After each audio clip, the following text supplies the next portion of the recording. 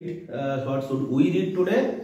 আমরা কন্টিনিউ করব আগের দিনের food SI last minute suggestion. Okay, আমি একদম গতকালকে বলেছিলাম যে শিরে সংক্রান্তি, তো আমরা এটার উপরে কিছু এমসিকিউ করব। Why MCQ? Because MCQ must or should be prepared for your exam. কেননা তুমি একটা বই, একটা খাতা যতই ভালো পড়ো না কেন, মুখস্থ করো না কেন, যতক্ষণ না সেটা এমসিকিউ এর পথের উপর দিয়ে through the lens of MCQ তুমি যাচ্ছ, বুঝতে পারবে না তোমার প্রিপারেশনটা কতটা খাঁটি, রাইট? তো গতদিন আমি 20টা প্রশ্ন করেছিলাম এর উপরে, আজকেও চেষ্টা করবো 20টা প্রশ্ন তোমাদের করতে।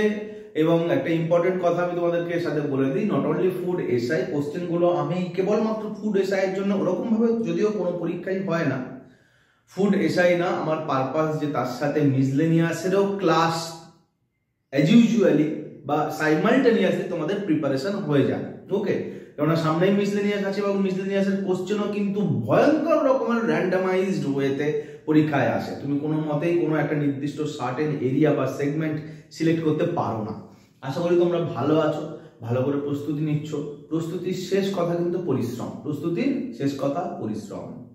যে পরিশ্রম করবে, যে সাধনার মতন জায়গায় নিয়ে যাবে পরিশ্রমটাকে, সেই পারবে। পরিশ্রম সকলে শুরু করে, সকলেই বড় হয়, কিন্তু কেউ সফল হয়, কেউ সফল হয় না। কারণই হচ্ছে যে কেউ ফাঁকি দেয় আর কেউ সেটাকে একেবারেই সিরিয়াস জায়গায় নিয়ে যায়। তো তোমরা এটাকে সাধনার জায়গায় যতক্ষণ না নিয়ে যাবে, পড়ছো, সময় দিচ্ছ, টাকা খরচ করছো, কিন্তু উদ্দেশ্য সাধিত হবে না।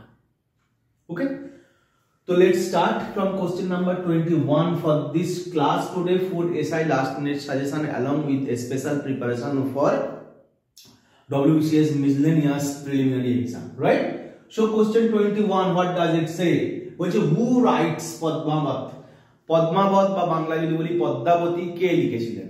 তো who writes যদিও এটা who wrote বলতে পারি বা who did write বলতে পারি, আমি জাস্ট বোঝার বা ছোট করে লেখার জন্য আমার বোর্ডে ধরানোর জন্য এইভাবে লিখেছি।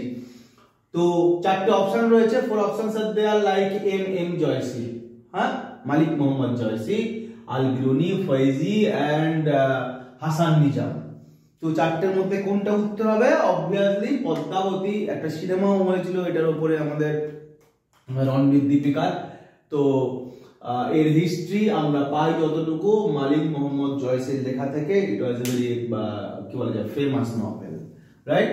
Question number 22, Benguela current flows. Now what is Benguela current? Benguela current flows along the coast of, the actual full question is that Benguela current flows along the coast of 4 options, Northwest Africa, North America, Southeast China and East Japan.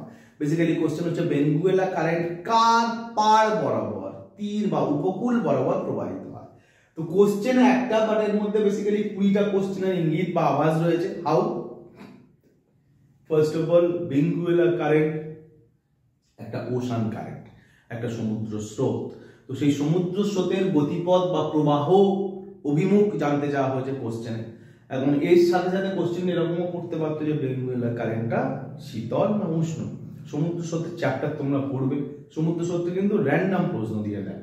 Benguela current এখন এখানে জিজ্ঞাসা করলো, ওখানটায় অন্য কোনো কারেন্টের নাম জিজ্ঞাসা করবে। 10-12টা স্পেসিফিক কারেন্ট রয়েছে, ঠিক আছে, ওশান কারেন্ট রয়েছে, যেগুলোর সারা বছরের রোটেশন এবং ফ্লো এর উপর ডিপেন্ড করে সেই জায়গার মানে তার পাশের যে ভূপ্রকৃতি বা ল্যান্ড বা দেশ বা কন্টিনেন্ট, তার অনেক কিছুই নির্ধারিত হয়, লাইক তার টপোগ্রাফি, তার ক্লাইমেট, তার ভেজিটেশন, হ্যাঁ, তার সেখানকার এগ্রিকালচার, সব কিছুই নির্ভর করে বা অনেক কিছু নির্ভর করে পাশে কোন স্রোত প্রবাহিত হচ্ছে। সেই জন্য কারেন্ট খুব ইম্পর্টেন্ট, ওশান কারেন্টের রোল ফর হিউম্যান সিভিলাইজেশন। আমি কোশ্চেনে ফিরে আসি, তোমাদেরকে বলবো যে রিলেটেড রিডিং তোমরা কিন্তু অবশ্যই ছাড়বে না, সবসময় করে যাবে। পরীক্ষায় পট করে পাশেরটা পড়ে গেলে যেন তুমি পারো। তো এই উত্তর কি? উত্তর হচ্ছে north West Africa. North West Africa, এই নর্থ অর্থাৎ আফ্রিকার উত্তর পশ্চিম পাড় বরাবর আটলান্টিক ওশানে বেঙ্গুয়েলা কারেন্ট প্রবাহিত হয়। ওকে, কোন দিক থেকে কোন দিক প্রবাহিত হয়, উপর থেকে নিচে বা নিচ থেকে উপরে, তার উষ্ণতা গরম না ঠান্ডা, এগুলো কিন্তু ডিটেইল দেখবে। Question number 23, at coastal Andhra which dynasty was prevalent বা was there during 650 to 1100 AD? অর্থাৎ 650 থেকে 1100 সাল বা শতক বরাবর সময়টা জুড়ে কোস্টাল অন্ধ্রপ্রদেশের কোস্টাল সাইড বরাবর তোমরা যদি কেউ চেন্নাইতে বেড়াতে যাও তাহলে দেখবে উড়িষ্যার পালাসা, হ্যাঁ, এই অঞ্চলটা বা খুর্দা, এই অঞ্চলটা পেরোনোর পরে যখন অন্ধ্রপ্রদেশে ঢুকবে ওই নেল্লোর, গুন্টুর, পরপর বিশাখাপত্তনম, হ্যাঁ, তোমাকে বিজয়ওয়াড়া, এই এরিয়া জুড়েই এই একেবারে বঙ্গোপসাগরের পাড় ধরে ধরে ট্রেনটা যায় পুরো চেন্নাই বা কন্যাকুমারী অবধি। তো ওই অঞ্চলটায় অন্ধ্রপ্রদেশে কোন ডাইনেস্টি এই পিরিয়ডটায় ছিল? Okay, 4 options are there, like Chalukya of Kalyani, Chalukya of বেঙ্গি, চালুক্য অফ বাদামি অ্যান্ড তোমর। তো উত্তর কি হবে? উত্তর হবে চালুক্য বেঙ্গি। বেসিক্যালি চালুক্য ডাইনেস্টিটা কোথায় তৈরি হলো সেটাকে, বা যেটাকে আমরা মেইনলি ওয়েস্টার্ন চালুক্য বলি, হ্যাঁ, সেটা ভেঙে গেল, রাষ্ট্রকূটরা দখল নিল, রাষ্ট্রকূটদের পরে চালুক্যরা আবার রিভাইভ করলো। চালুক্য হিস্ট্রিটা কিন্তু চালুক্য ওয়েস্টার্ন চালুক্য থেকে একটা পার্ট ভেঙে গিয়ে ইস্টার্ন চালুক্য তৈরি হলো অন্ধ্রপ্রদেশের এই চালুক্য বেঙ্গিতে। চালুক্যর হিস্ট্রি যেমন ইন্টারেস্টিং তেমনি কিন্তু জটিল, পরীক্ষার জন্য খুব ক্রুশিয়াল, ইম্পর্টেন্ট, তোমরা পড়ে নিও। ছোট্ট একটা ঘটনা, তোমার এই ডাইনেস্টিটা কোথায় তোমরা আশা করি জানবে। তোমার ডাইনেস্টিটা দিল্লিতে। তোমার অপশনটা তৈরি করতে গিয়ে আমার মনে কথা ভেবে হাসি পাচ্ছিল, তোমাদেরকে শেয়ার করি। সেটা যে তোমার রাজা ছিল, বুঝলে, দিল্লি অঞ্চল, দিল্লি বেসিক্যালি হরিয়ানা, দিল্লির পাটটা, ওই অঞ্চলটা জুড়েই তোমার রাজা হতো। তো আমি অনেক না হলেও বেশ কয়েকটা তোমরের সাথে আমার বন্ধুত্ব হয়েছিল, বা চলার পথে আর কি আমাদের পরিচয় হয়েছিল। তো তোমর লোকগুলো এত, যেটাকে বাংলা বলি নির্ভীর শিষ্যের না, এত শান্ত, ভদ্র, এত জেন্টেল, মানে ভাবা যায় না আমি কোনো প্রজাতির, কোনো দেশের, মানে কোনো সম্প্রদায়ের বা কোনো পার্টিকুলার প্রভিন্সের লোক এত ভদ্র দেখিনি যতটা তোমরদেরকে আমি দেখেছি। আমি অবাক হয়ে যেতাম যে এরা রাজা কি করেছিল। যাই হোক, তো কোশ্চেন নাম্বার 24, যক্ষগানা বা যক্ষগণা বাংলায় উচ্চারণ করলে the traditional folk dance along with the theatre, folk theatre, কোথায় অরিজিনেট হয়েছে? এর মূল বা উৎস কোথায়? অর্থাৎ যক্ষগানা, এই ডান্সটা, ফোক ডান্সটা কোথা থেকে শুরু হয়েছে? 4 options are there, AP, TL অর্থাৎ তেলেঙ্গানা, অন্ধ্রপ্রদেশ, তেলেঙ্গানা, কেরালা and কর্ণাটক। সো উত্তর হবে কি? উত্তর হবে কর্ণাটক। আর্ট এন্ড কালচারের কোশ্চেন, রিসেন্ট আর্ট এন্ড কালচারের উপরে কোশ্চেন কিন্তু বাড়ছে। 24, question number 24, disguised unemployment. What disguised unemployment is prevalent, বা where disguised unemployment is prevalent? disguised unemployment prevalent কোথায়? চারটে অপশন রয়েছে, agriculture, automation, service and tertiary sector. তো দেখো, আমি তোমাদেরকে ডিটেল এই জিনিসটা ইকোনমিক্সে পড়িয়েছি, অনেকবার বলেছি এইটার ইম্পর্টেন্স, এবং not only disguise unemployment, seasonal unemployment, cyclical unemployment, structural unemployment, open unemployment, প্রচুর আনএমপ্লয়মেন্টের ভাগ রয়েছে, তার এক্সাম্পল সহযোগে আমি বুঝিয়ে দিচ্ছি ইকোনমিক্সের ক্লাসে। আমি তোমাদেরকে রিপিটেডলি বলবো তোমরা ইকোনমিক্সের আনএমপ্লয়মেন্টের পোর্শনের ক্লাসগুলো দেখবে, তার এক্সাম্পল গুলো বুঝবে। পরীক্ষার জন্য কিন্তু দারুণ দারুণ একটা ইম্পর্টেন্ট সেগমেন্ট, যে কোনো পরীক্ষার জন্য আনএমপ্লয়মেন্ট এবং তার কনসেপ্ট যদিও খুব সহজ, 2-4টে উদাহরণ আর নামগুলোর সাথে জুড়ে জুড়ে মনে রাখতে পারলেই চ্যাপ্টারটা কমপ্লিট হয়ে যাবে। তোমরা কিন্তু পড়বে, অবশ্যই যাবে, গিয়ে প্লে লিস্টে ঢুকবে, ইকোনমিক্সের পোর্শনে গিয়ে আনএমপ্লয়মেন্টে তোমরা সহজেই পেয়ে যাবে আনএমপ্লয়মেন্টের types, patterns, divisions and with example. Okay, আর তোমরা জানোই যে আমি সবসময় বাংলা করে, গোদা বাংলায় বোঝবার মতন করে দেশি গাইজদের জন্য এক্সাম্পল সেট করি। So disguise unemployment is prevalent. কোথায় ডিসগাইজ আনএমপ্লয়মেন্ট মেইনলি দেখা যায়? এগ্রিকালচার সেক্টরে। But what is disguise unemployment আমি তোমাদেরকে এখন বোঝাবো না, তোমরা ওই ভিডিও দেখে নিও। এখন এই ক্লাসের মধ্যে ডিসগাইজ আনএমপ্লয়মেন্ট কাকে বলে, what is the difference between disguised and cyclical or structural unemployment, আমার অতটা সময় এটার জন্য নেই। ওকে, এটা তো শেষ করতে হবে। চলো, কোশ্চেন নাম্বার 26, 26 নম্বর কোশ্চেন কি বলছে? এই হ্যালো, 26 কোশ্চেন মানে কিন্তু মনে রাখবে যে আমরা এর আগে, আমি এখান থেকে শুরু করলাম, 21 অর্থাৎ 20টা অবধি হয়ে গেছে। Obviously please do follow the class. Okay, question number 26 বলছে কি, কলমকারী শাড়ি অরিজিনেটস ফ্রম, কোথা থেকে কলমকারী শাড়িটার বা কলমকারী প্রিন্টটার, ছাপাটার বা কলমকারী পেইন্টিংটার অরিজিন কি? কোশ্চেনটা নানা ভাবে হতে পারতো, but ultimately thing is that Kalamkari কোথা থেকে তৈরি হয়েছে। ওকে, তো কলমকারী বেসিক্যালি চারটে অপশনের মধ্যে এপি, ইউপি, এইচপি, এমপি অর্থাৎ উত্তরপ্রদেশ, অন্ধ্রপ্রদেশ, হিমাচল প্রদেশ আর মধ্যপ্রদেশের মধ্যে এপি থেকে উৎপন্ন হচ্ছে অন্ধ্রপ্রদেশ। বেসিক্যালি অন্ধ্রপ্রদেশে যে একটা মছলিপট্টনম বা মুছলিপট্টনম বলে একটা ডিস্ট্রিক্ট আছে, ওখানে ওর আসল সূচনা হয়েছিল ওখান থেকেই। কলমকারী পেন্টিং, সেই কলমকারী পেন্টিং যে শাড়ির উপর ছাপিয়ে প্রিন্ট করে বিক্রি হয় তাকে বলা হয় কলমকারী শাড়ি। ওকে, প্রিন্ট গুলো খুব সুন্দর, আমার তো ভালো লাগে। 27 কোশ্চেন নাম্বার 27, 27 নাম্বার কোশ্চেন কি বলছে? বলছে যে lines joining places of equal travel time for a particular place. I repeat the question. Lines joining places of equal travelling time from a particular place or from a particular point. 4 options are there: isonif, isohel, isohype and isochrone. Isonif, isohel, isohype, isochrone. এখন এই কোশ্চেনটা মানে একটু বলে দিই। মানে হচ্ছে যে তুমি একটা পার্টিকুলার পয়েন্টে দাঁড়িয়ে, হ্যাঁ, ধরা যাক একটা এক্সাম্পল দিই তোমাদেরকে। ধরা যাক তুমি কলকাতায় দাঁড়িয়ে আছো। এখন কলকাতা থেকে 3 ঘন্টা ডিস্টেন্সে তুমি ধরা যাক এদিকে যাচ্ছ নামখানা, ওদিকে যাচ্ছ দুর্গাপুর, এদিকে যাচ্ছ ধরো তুমি কি বলা যেতে পারে কাঁথি, ওইদিকে যাচ্ছ তুমি গেলে ওইদিকে হয়তো যশোর রোড পেরিয়ে আর ওই দিক চলে গেলে। তাহলে 3 ঘন্টায় তুমি যে যে পয়েন্ট কলকাতা থেকে চারপাশে পৌঁছতে পারলে সেই পয়েন্টগুলোকে যোগ করলে যে লাইনটা তৈরি হবে। 3 ঘন্টার ডিস্টেন্সে কলকাতা নামক কোনো একটা পার্টিকুলার পয়েন্ট থেকে যে যে তুমি জায়গায় পৌঁছতে পারতে বা যেতে পারতে, অর্থাৎ ইকুয়াল ট্রাভেল টাইম, সেই জায়গাগুলো যে লাইন দিয়ে যুক্ত হয় সেই লাইনকে বলা হয় কি? প্রশ্নটা হচ্ছে এটা মান। ওকে, and answer is isochrone.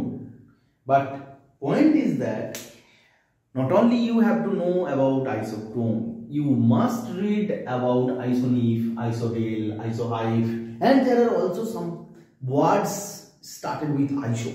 Iso দিয়ে আরো যে শব্দগুলো আছে সেগুলোর মানে কি? ঠিক আছে, ধরা যাক প্রশ্ন করে দিল যে একই লবণাক্ত বিশিষ্ট জায়গাগুলো বা সমুদ্রের জলগুলো বা অংশগুলো, ঠিক আছে, প্রতিটা সমুদ্রের স্যালাইন ওয়াটারের স্যালিনিটি বা লবণাক্তের পরিমাণ, নুনের পরিমাণ তো আলাদা আলাদা। বঙ্গোপসাগরের যে স্যালিনিটি সেইটা তো হতে পারে যে আমাদের আটলান্টিকের নয়, বা আটলান্টিকের উত্তর আটলান্টিকের যেটা স্যালিনিটি সেটা দক্ষিণ আটলান্টিকের নয়, হতে পারে। তাহলে কোশ্চেন হচ্ছে যে একই স্যালিনিটি যুক্ত জায়গাগুলো যে জায়গাগুলোকে আইডেন্টিফাই করা এবং সেই জায়গাগুলোকে যে লাইন দিয়ে যোগ করা, সেইটাকে কি বলা হয়? কোশ্চেন সেটা চলে আসতে পারে। সুতরাং আইসোক্রোন তুমি শিখে গেলে, but that is not sufficient for you.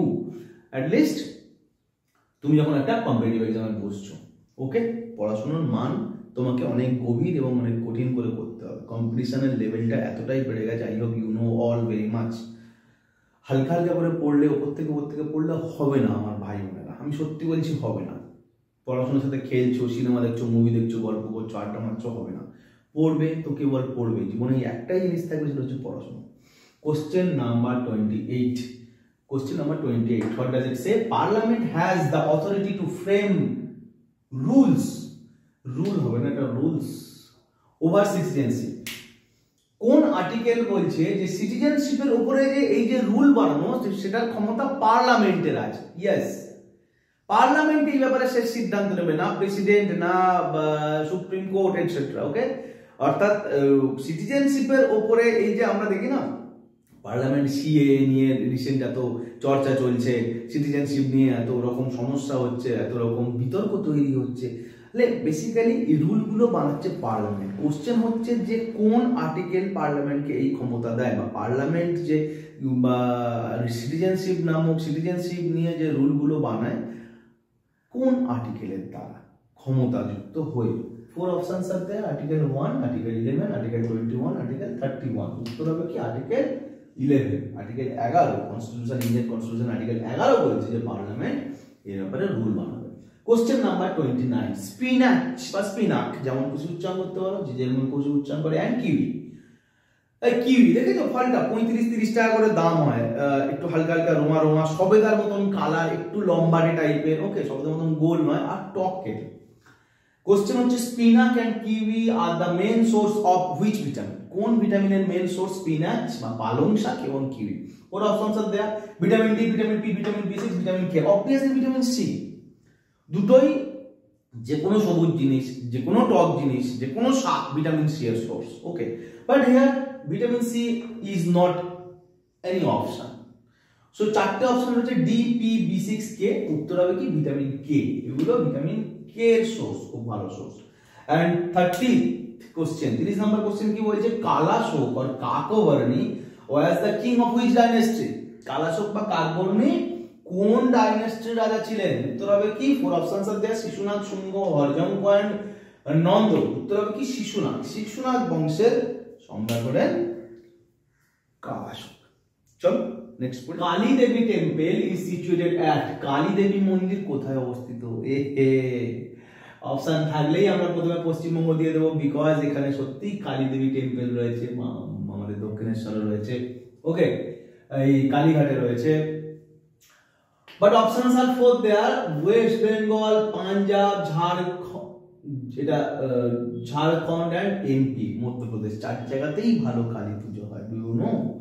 এবং Kali Devi temple is situated not in West Bengal but in Punjab. কোশ্চেনে যদি কালী দেবী টেম্পল লেখা থাকে উইদিন ব্র্যাকেট সেখানটায় কোনো রকম দক্ষিণেশ্বর, কালীঘাট মেনশন না করা থাকে, তাহলে কিন্তু Kali Devi temple you must remember that is situated in Punjab, পাঞ্জাবে অবস্থিত।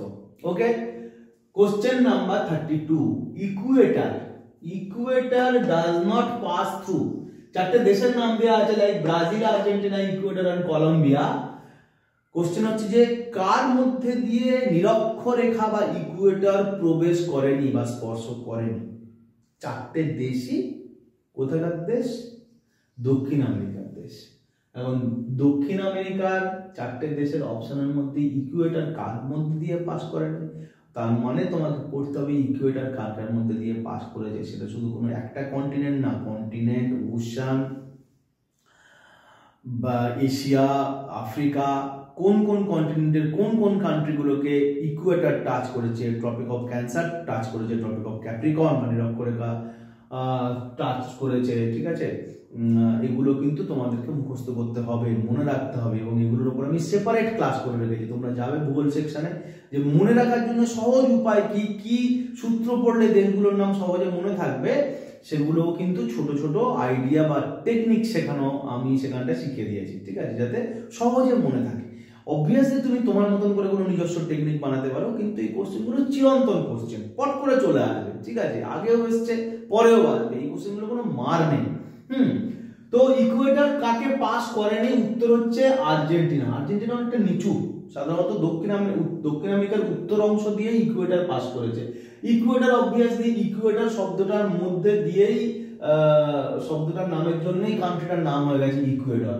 এবং কলম্বিয়া, ব্রাজিল, ওকে, এই সবগুলো পাস করেছে। আর্জেন্টিনা অনেক নিচ দিয়ে শুরু হয়েছে বলে আর্জেন্টিনা পাস করেনি। ওয়ান ইম্পর্টেন্ট জিকে অ্যাসপেক্ট তোমাদেরকে দিই রিগার্ডিং ইকুয়েটর। ইকুয়েটর হচ্ছে সাধারণত যখন পায়খানা করে যাদের প্যান আছে, যাদের ফ্লাশ আছে, ঠিক আছে, পায়খানা করার পরে কমোড হোক বা ইন্ডিয়ান হোক, ফ্লাশ করলে দেখবে জল ঘুরে ঘুরে পড়ছে, জলের যে সুইলিং যেটাকে বলে। ঠিক আছে, জল যখন ওই 7-8টা নল দিয়ে পড়লো, একসাথে স্পিডে পড়লো, পড়ে যখন প্যানের ভিতরে ঢুকছে, ঘুরে ঘুরে ঢুকছে।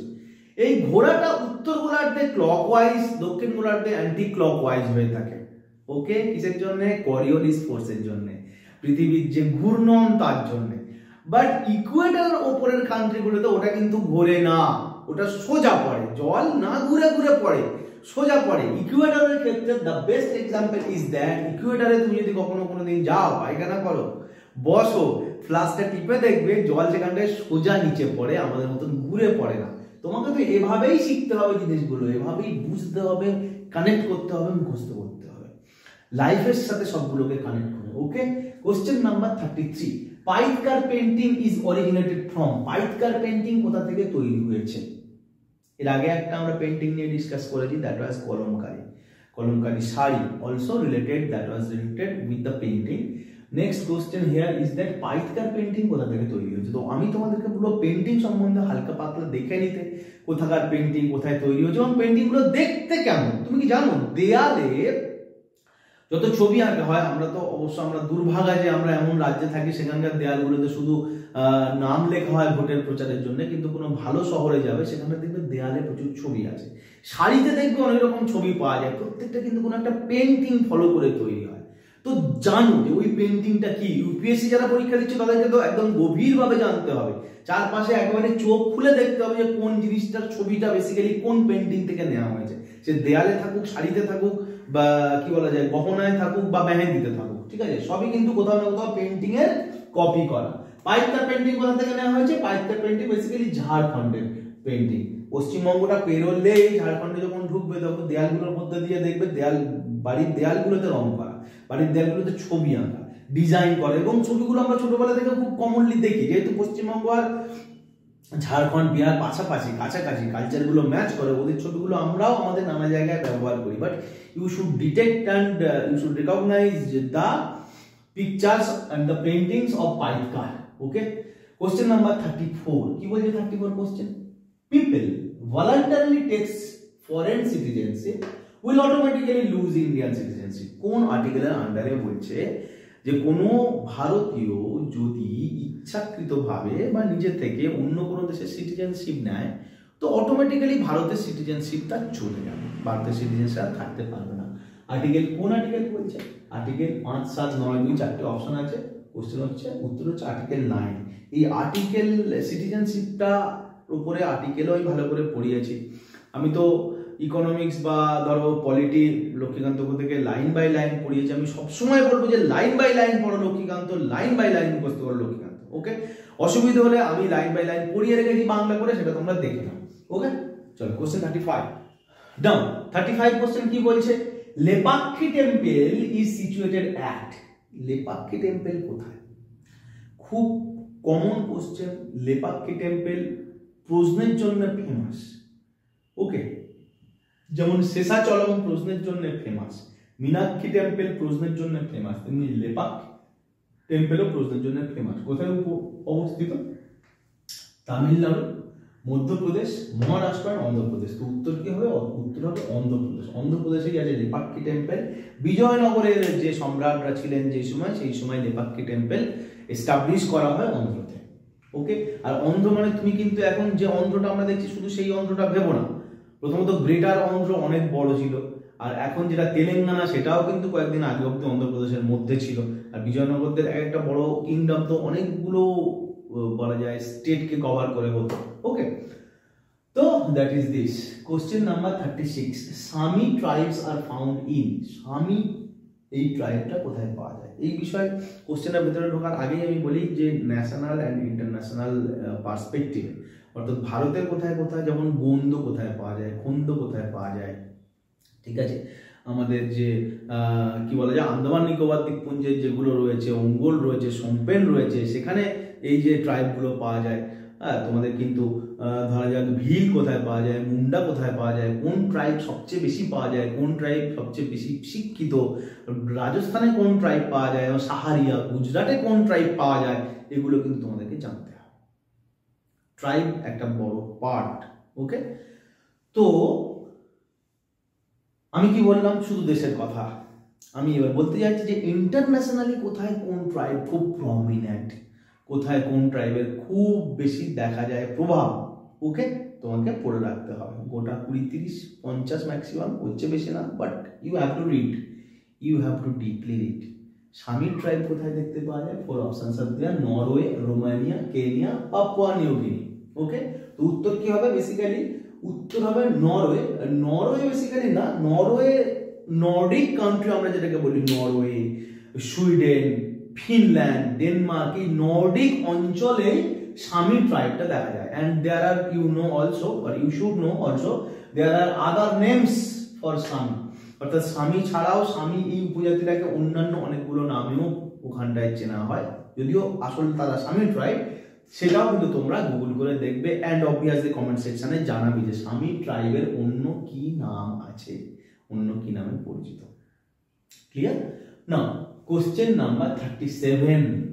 37 নাম্বার কি কোশ্চেন বলছে? পালঘাট কানেক্টস। পালঘাট, ভোরঘাট। ওকে, ঘাট, পশ্চিম ঘাট। ঘাট মানে কি? হ্যাঁ, ঘাট মানে কি আমাকে জানাবে, কমেন্ট সেকশনে জানাবে। এবং পালঘাট কাকে কাকে কানেক্ট করেছে। পালঘাট বেসিক্যালি একটা গিরিপথ, ঠিক আছে। পাস, পাস যেটাকে বলি মাউন্টেন পাস। এখন পালঘাট চারটে অপশন রয়েছে, তামিলনাড়ু কেরালা, তামিলনাড়ু অন্ধ্রপ্রদেশ, অন্ধ্রপ্রদেশ তেলেঙ্গানা, কর্ণাটক মহারাষ্ট্র। এই চারটে অপশনের মধ্যে দুটো স্টেট রয়েছে, যে দুটো এই স্টেট থেকে ওই স্টেটে যাওয়ার জন্য মাঝখানে রাস্তা তৈরি হয়েছে পালঘাট। সেই কোন রাস্তা কোন দুটো রাজ্যকে যুক্ত করেছে? উত্তর কি হবে? তামিলনাড়ু অ্যান্ড কেরালা। ওকে, তোমরা কখনো যদি উটি বেড়াতে যাও তো তোমরা দেখবে ওই জায়গাগুলো খুব সুন্দর, মানে পশ্চিমঘাটের একটা অংশ।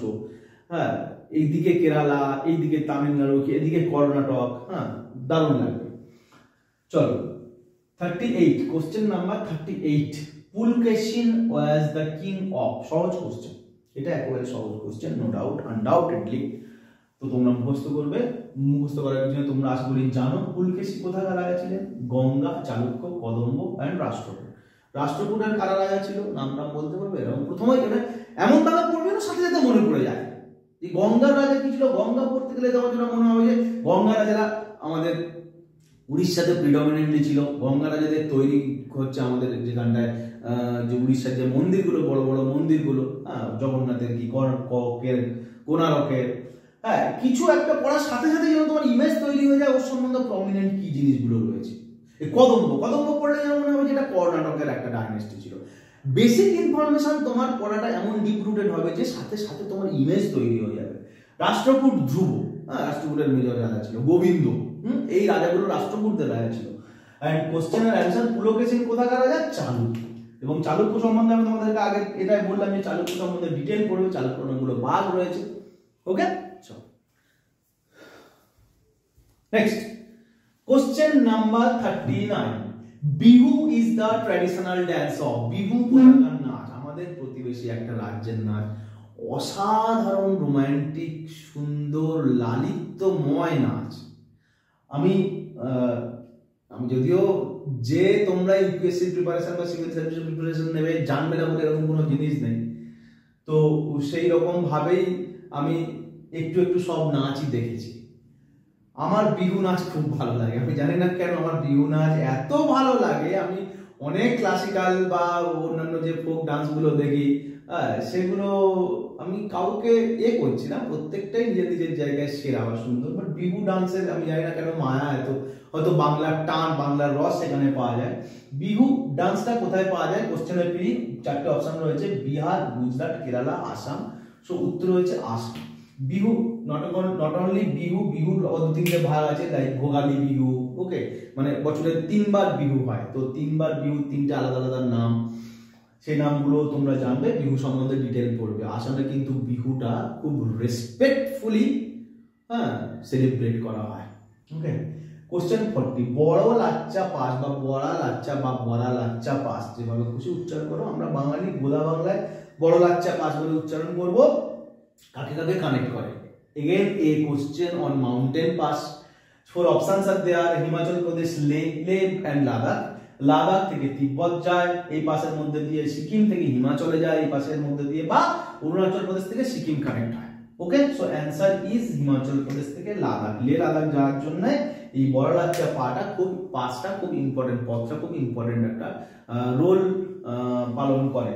এখন ব্যাপারটা হচ্ছে বড় লাচ্চা পাস তো তোমরা শিখছো, কিন্তু বড় লাচ্চার সাথে যুক্ত শব্দটা হচ্ছে লাচ্চা। লাচ্চা পরোটা যে পাস করবে, বড় লাচ্চা পরীক্ষায় এলে পাস করলে কেউ খুশি হয়ে অবশ্যই কিন্তু আমাকে লাচ্চা খাওয়াতে ভুলবে না। আমি ওয়েট করে আছি আমার স্টুডেন্টদের জন্য, কে আমাকে ডাকে আর বড় দেখে একটা লাচ্চা পরোটা খাওয়ায়। Question number 41, Avanti is in present day. আমরা যে ষোড়শ মহাজন পদ পড়েছি, ষোড়শ মহাজন পদের যে 16টা যা অঙ্গ বঙ্গ সেই সময় ছিল, ঠিক আছে, অবন্তী বা ওদিকে যেখানটা ছিল বলো আফগানিস্তানে যেটা ছিল, হ্যাঁ, তো এই পুরো জায়গা জুড়ে যে পুরো ইন্ডিয়ান সাবকন্টিনেন্ট জুড়ে যে জায়গাগুলো আমরা ষোড়শ মহাজন পদে মগধের ওই ডাইনাস্টিক টাইমে পড়েছিলাম, মগধের রাইজের আগে যাদেরকে সাপ্রেস করে মগধ সেরা হয়ে গেল, তাদের মধ্যে Avanti one of the important mahajanapada, একটা প্লেস, একটা রাজার রাজ্য।